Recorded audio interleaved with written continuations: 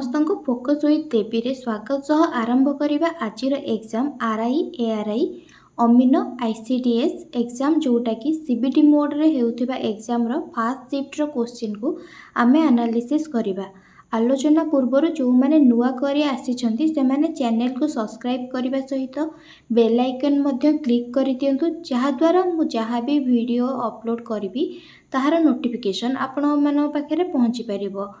चलतु पिला माने विलंब नक आरंभ करवा आज क्वेश्चन आंसर। एठारे प्रथम क्वेश्चन आमर अच्छी इन हुई state is Rakhigarhi Indus valley civilisation located.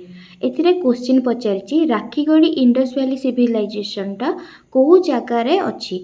एठी आमर आंसर हम हरियाणा। एठी देखंतु आंसर हम हमर एठी हरियाणा। परवर्ती क्वेश्चन रे एटा आसी पारे एठी पचारि पारे एई राखीगढ़ी इंडस वैली सिविलाइजेशन को डिस्ट्रिक्ट रे अवस्थित। एई Indus valley Rakhigarhi Indus valley civilisation आमर डिस्ट्रिक्ट हिसार डिस्ट्रिक्ट रे अवस्थित अच्छी। ताहले एटा नेक्स्ट क्वेश्चन रे आसी पारे आपण एटा देखि देबे। एटा डिस्कवर हेइतिला 1963 एडी रे। एटा डिस्कवर हेइतिला 1963 एडी रे। परवर्ती क्वेश्चन आमर अच्छी वेलफेयर स्टेट जोटा कि बहुत इम्पोर्टेंट आमर वेलफेयर स्टेट टी आमर संविधान रे कोठी लेखा अच्छी।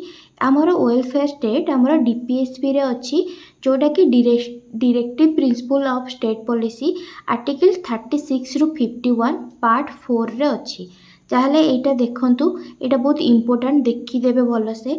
आउ नेक्स्ट क्वेश्चन एमिति भी आसी पारे आमर फंडामेंटल राइट्स जोटा सेटा केते नंबर पार्ट रे अच्छी किंबा आर्टिकल केते रु केते।